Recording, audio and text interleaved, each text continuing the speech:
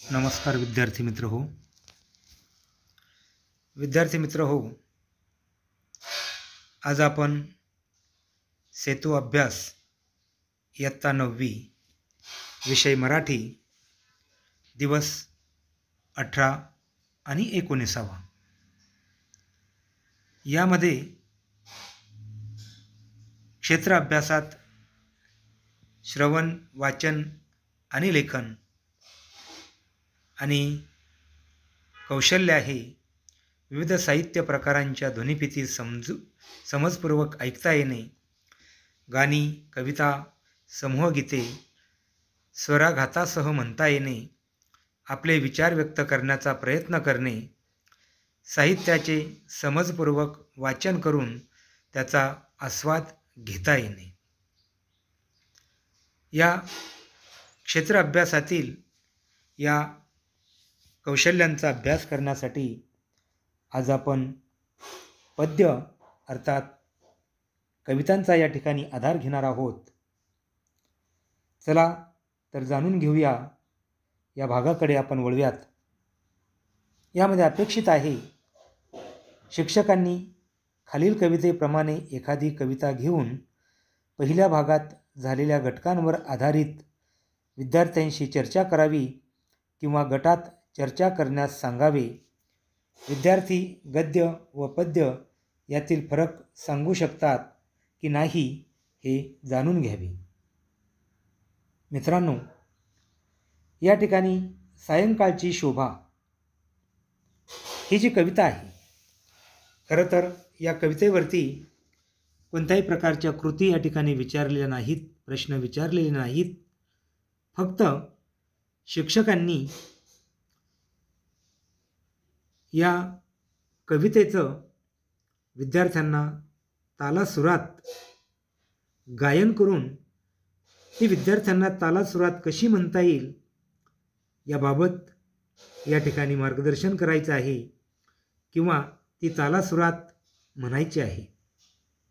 चला तर आपण या कवितेचं गायन करूया.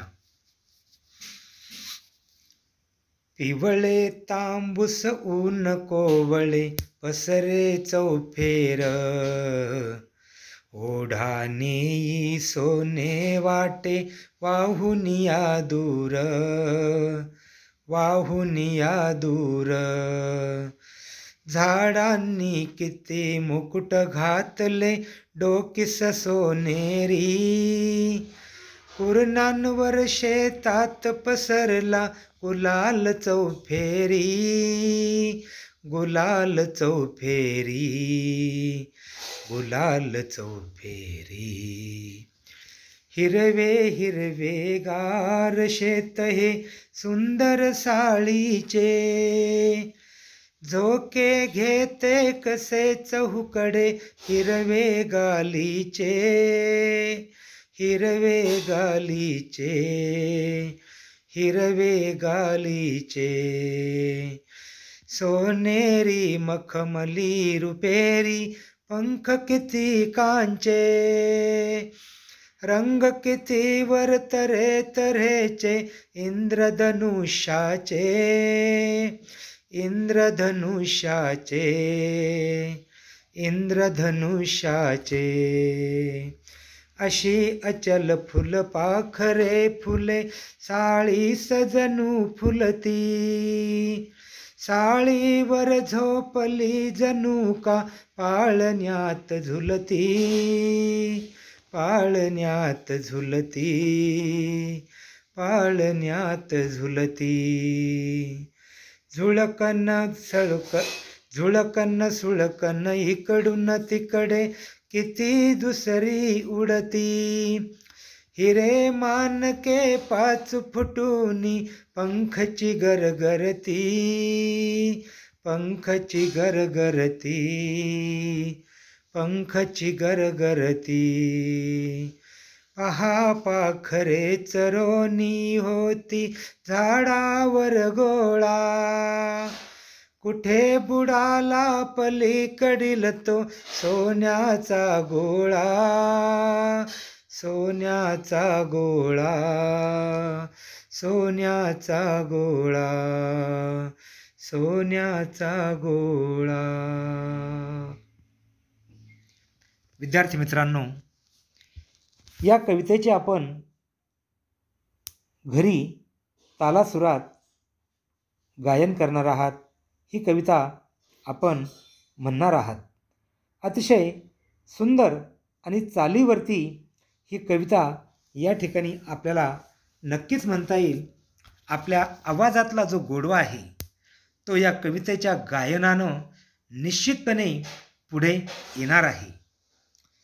प्रत्येकामध्ये काही ना काही क्षमता असतात, काही ना काही गुण असतात बाळांनो, आणि तुमच्या गळ्यामध्ये जो गुण आहे तो कवितेच्या या गायनातून तुम्हाला सापडणार आहे, तो बाहेर पडणार आहे. चला तर मग आपण पुढील एका कवितेकडे जाऊयात. बघा, शिक्षकांनी वरील जी कविता आहे ती तालासुरामध्ये म्हणायची आहे किंवा विद्यार्थ्यांना म्हणण्यासाठी मदत करायची आहे, आणि ती तालासुरात मी म्हटलेली आहे, तिचं गायन केलेलं आहे. आणि मग अशीच एक दुसरी कविता आपण बघणार आहोत, आणि त्या कवितेचं देखील मी या ठिकाणी गायन करणार आहे. आणि गायन केल्यानंतर मग त्या कवितेच्या नंतर ज्या काही कृती दिलेल्या आहेत त्या कृतींचा आपण विचार करूयात. चला तर मग कवितेचं गायन करूया.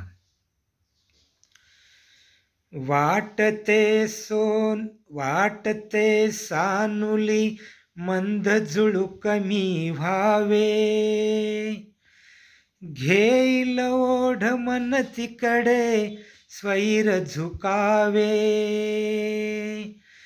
घेईल ओढ मन तिकडे स्वैर झुकावे, कधी बाजारी तर कधी नदीच्या काठी, राईत कधी वापडक्या वाड्या पाठी, राईत कधी वापडक्या वाड्या पाठी, हळू थबकत जावे कधी कानोसा घेत, कधी रमत गमत वा कधी भरारी थेट, कधी रमत गमत वा कधी भरारी थेट, लावून अंगुली कलिकेला हळुवार, ती फुलून बघेतो व्हावे पार पसार, ती फुलून बघेतो व्हावे पार पसार, परी जाता जाता सुगंध संगे न्यावा, तो दिशा दिशा तुनी फिरता उधळून द्यावा, तो दिशा दिशा तुनी फिरता उधळून द्यावा, गाण्याची चुकली मुकली गोडल केर,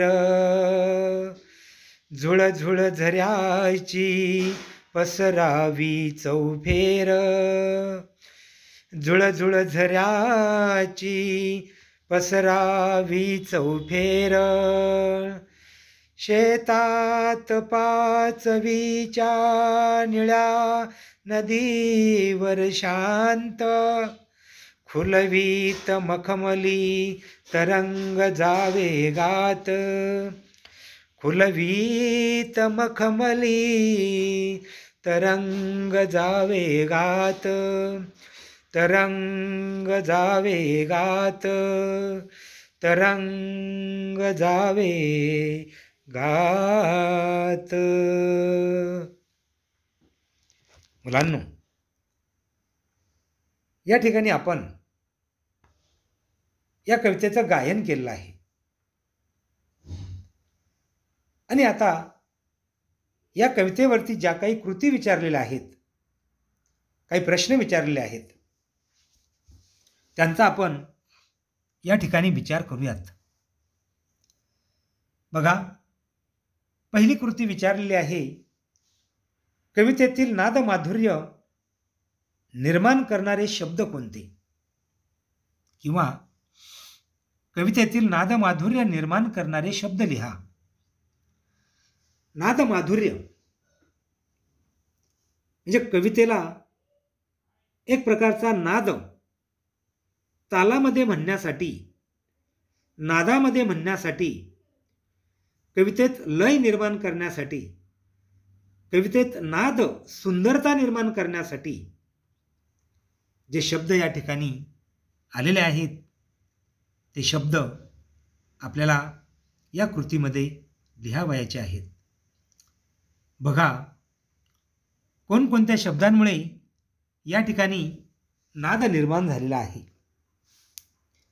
या कवितेमध्ये मुलांनो, कधी हा जो शब्द आहे हा शब्द पुन्हा पुन्हा आलेला आहे आणि कधी हा शब्द पुन्हा पुन्हा आल्यामुळे कवितेमध्ये एक प्रकारचा नाद निर्माण झालेला आहे. कवितेला एक सुंदरता प्राप्त झालेली आहे. त्याचबरोबर मुलांनो, या ठिकाणी रमत गमत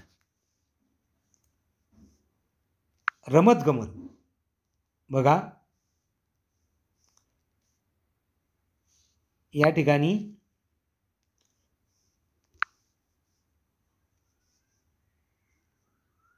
थोडासा तांत्रिक व्यत्यय या ठिकाणी येतो आहे.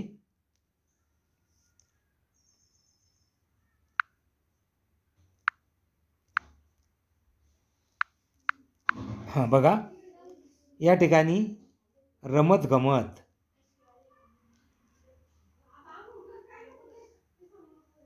हां, रमत गमत या शब्दामुळे देखील कवितेमध्ये नाद निर्माण झालेला आहे. मुलांनो, त्याचप्रमाणे व्हावे झुकावे हे जे यमक जुळवणारे शब्द आहेत यांनी देखील नाद निर्माण झालेला आहे. काठी वाड्या पाठी, काठी आणि वाड्यापाठी या शब्दांमुळे सुद्धा नाद निर्माण झालेला आहे. न्यावा, द्यावा, तर कवितेमध्ये नाद निर्माण करणारे हे जे शब्द आहेत ते आपण बघितलेले आहेत. बघा, दुसरी जी कृती आहे, कवीला कोण होण्याची इच्छा आहे? कवीला कोण होण्याची इच्छा आहे? बघा, कवीला वाऱ्याची मंद अशी झुळूक, कशाची? वाऱ्याची मंद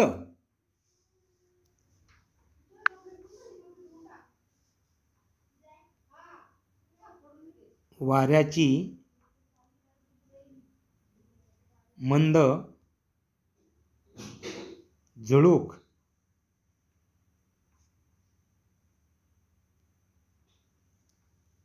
वाऱ्याची मंद झुळूक होण्याची या ठिकाणी कवीला इच्छा आहे. म्हणजे या प्रश्नाचं उत्तर आहे वाऱ्याची झुळूक.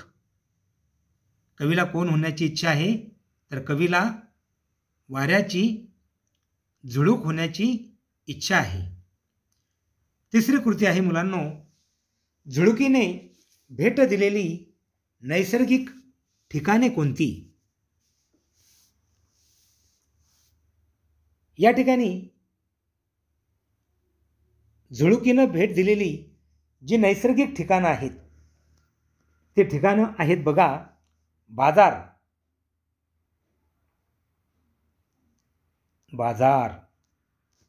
त्यानंतर दुसरं जे ठिकाण आहे मुलांनो, नदीकाठ,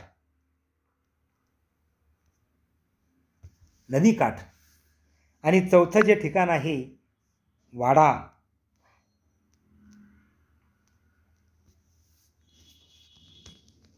झुळुकीला या 3 ठिकाणांना भेट द्यायची आहे. कोणकोणती ठिकाणं? बाजार, नदीकाठ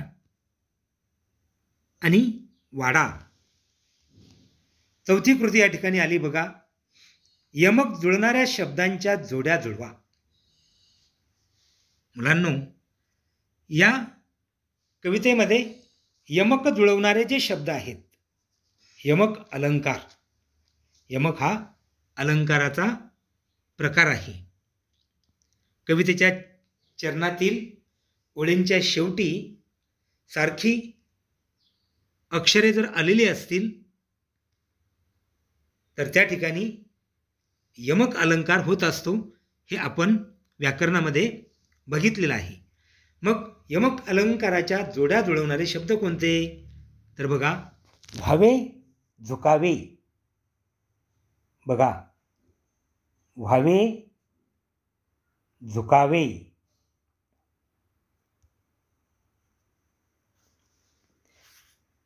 मुलांनो, त्यानंतर बघा, शांत, गात. शांत, गात. या ठिकाणी शेवटचे अक्षर कोणते आलेत बघा? त. शांत मधला त आणि गात मधला त. त्यानंतर यमक जुळवणारे जे शब्द आहेत बघा, व्हावे, झुकावे. व्हावे, झुकावे. ही एक जोडी आहे बघा. व्हावे मधला वे आणि झुकावे मधला वे.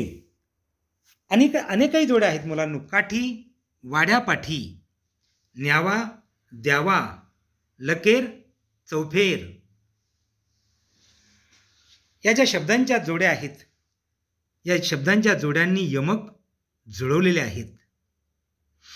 मुलांनो, मी तुम्हाला ही कविता तालासुरावरती म्हणून दाखवलेली आहे. तुम्हाला देखील घरी याच चालीवरती ही कविता म्हणायची आहे. चला सराव करूया. यामध्ये आपण जो आकृतिबंध दिलेला आहे तो आकृतिबंध पूर्ण करणार आहोत. आता या ठिकाणी बघा, झुळुकेला ज्या ज्या ठिकाणी जावेसे वाटते ती ठिकाणं. या ठिकाणी आकृतिबंधामध्ये काय म्हटलंय? झुळुकेला ज्या ज्या ठिकाणी जावंसं वाटतं ती ठिकाणं. मग आता ती ठिकाणं आपण या ठिकाणी बघणार आहोत. झुळुकीला कोणकोणत्या ठिकाणी जावंसं वाटतं बघा. पहिली गोष्ट म्हणजे बाजार. बघा, या पहिल्या चौकोनामध्ये आपण काय म्हणणार आहोत? बाजार. झुळुकेला बाजारात जावंसं वाटतं. त्यानंतर झुळुकेला कुठे जावंसं वाटतं मुलांनो? नदीकाठ. बघा, नदीकाठ. या दुसऱ्या चौकोनामध्ये आपला काय लिहायचं? नदीकाठ. मुलांनो, झुळुकीला आणखी कुठे जावंसं वाटतं? राईमध्ये. राईत.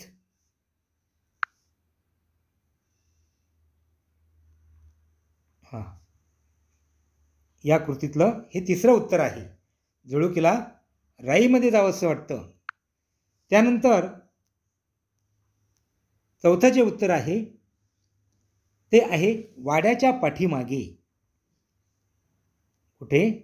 वाड्याच्या पाठीमागे किंवा वाड्यामध्ये किंवा वाड्यावरती झुळुकीला जावंसं वाटतं आहे. अशा प्रकारे झुळुकीला ज्या ज्या ठिकाणी जावंसं वाटतं ती ठिकाणं आपण या ठिकाणी सांगितलेली आहेत. मुलांनो, पुढील जी कृती आहे बघा,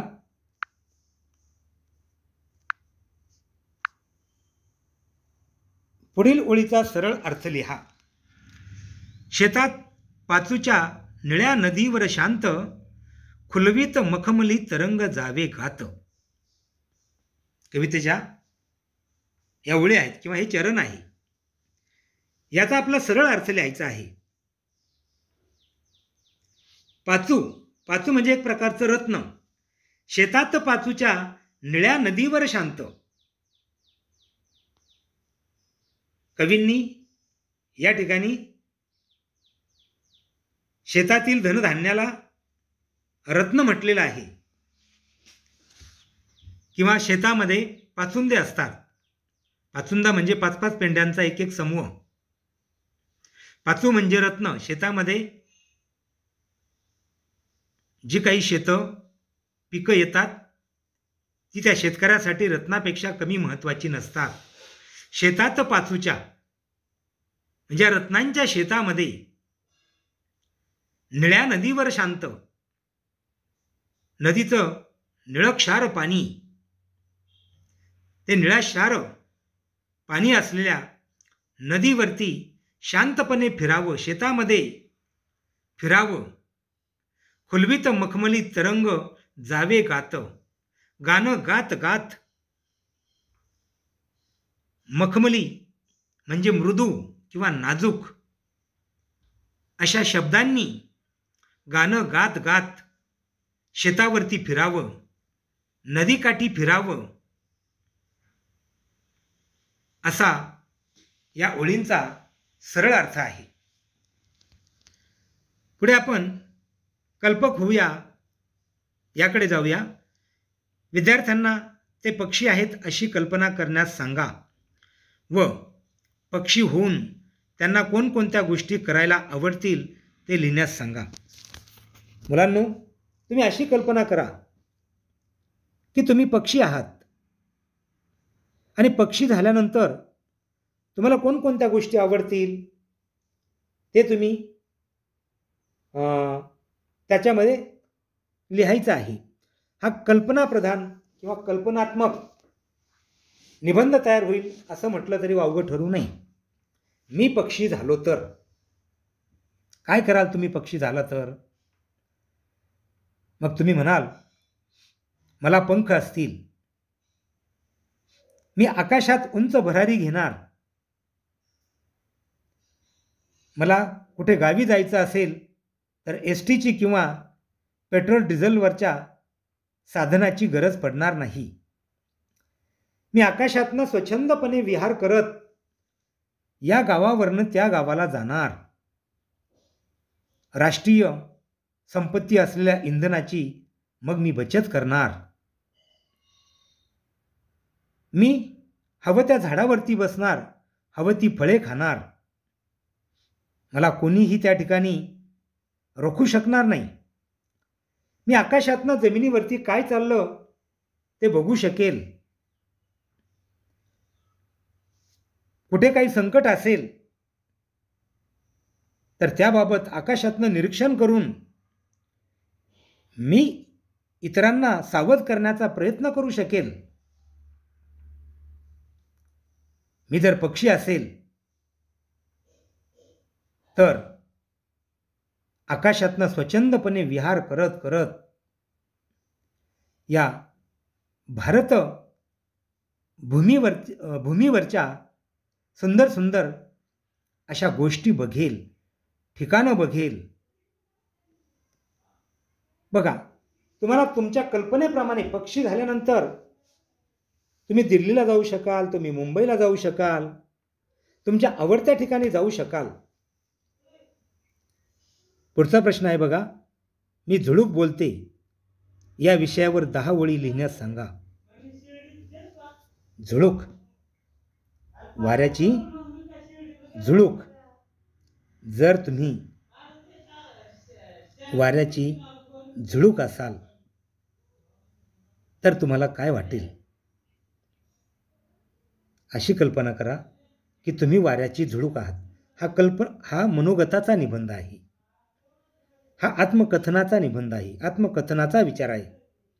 यामध्ये प्रथम पुरुषवाचक सर्वनामांचा उपयोग करून बोलायचं आहे. मी, मला, माझे, माझा इत्यादी शब्दांचा उपयोग करून तुम्हाला बोलायचे आहे. मग बघा, तुम्ही झुळूक आहे अशी कल्पना करा आणि बोलायला सुरुवात करा. कसं बोलाल तुम्ही बघा. मी एक वाऱ्याची झुळूक. मी प्रवास करता करता तुम्हाला गार वाऱ्याचा स्पर्श देते. मी तुमचे उकाड्यापासून संरक्षण करते. आल्हाददायक अशी हवा तुम्हाला देऊन तुम्हाला आनंदी ठेवण्याचा प्रयत्न करत असते. मी वाऱ्याची झुळूक थोड्याफार का प्रमाणात होईना मी पावसाला देखील पडण्यासाठी, पाऊस येण्यासाठी मदत करत असते. उकाड्यानं व्याकुळ झालेल्या, त्रासलेल्या जीवांना मी काहीसा गारवा, थंडावा देण्यासाठी नेहमी प्रयत्नशील असते.